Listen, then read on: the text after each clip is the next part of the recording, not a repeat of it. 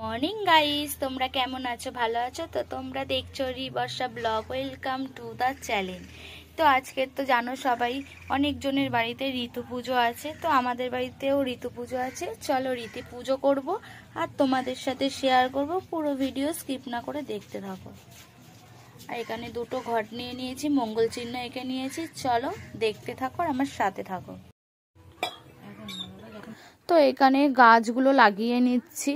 তো গাছগুলো লাগিয়ে নিয়ে তারপরে ঘরটাকে বসাবো। এই মাটির দুটো ডেলা আছে দেখছো, ওখানে বসাবো।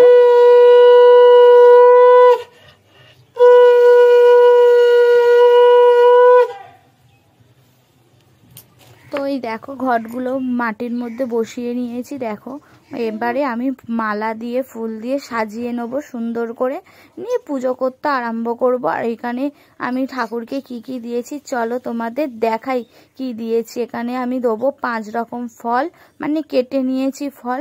আর আমাদের মধ্যে একটা নিয়ম আছে, তো 21খানা পিঠে তৈরি করতে হয়, তো সেইটাই তৈরি করছি। পিঠেটা তৈরি করতে হয় হচ্ছে চালের গুঁড়ো দিয়ে, আতপ চাল, গোবিন্দভোগ চালের গুঁড়ো, আতপ চাল বা গোবিন্দভোগের চাল, আর হচ্ছে তোমার নারকেল কুড়ো, আর হচ্ছে গুড়, নতুন গুড়। আর আমি ঠাকুরকে দিয়েছি হচ্ছে 5 রকম ফল, আর মোয়া দিয়েছি, আর নতুন গুড় দিয়েছি, দিয়ে পুজো করতে বসে গেছি। তো পুজো টুজো করবো, করে টোরে নিয়ে এখানে একটা গল্পও আছে, খুব সুন্দর ইতু পুজোর গল্প। তো তোমরা তো জানো গল্পটা, যারা জানো না তো আজ কমেন্ট করো, এরকম একটা ভিডিও করব তাই গল্পটা নিয়ে।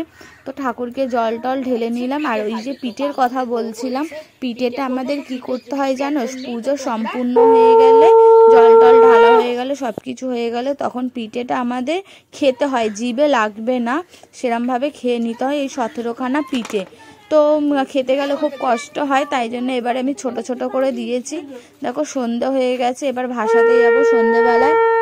চলো ডুবিয়ে আসি। আমি আর দিদি যাচ্ছি ডোবাতে, আমাদের বাড়ির সামনে যেই পুকুরটা আছে সেখানেই যাব।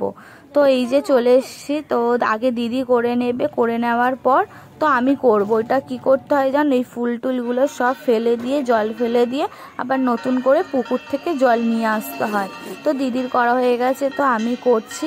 যদি আমার ভিডিওটা ভালো লাগে লাইক কমেন্ট শেয়ার আর সাবস্ক্রাইব করে দিও।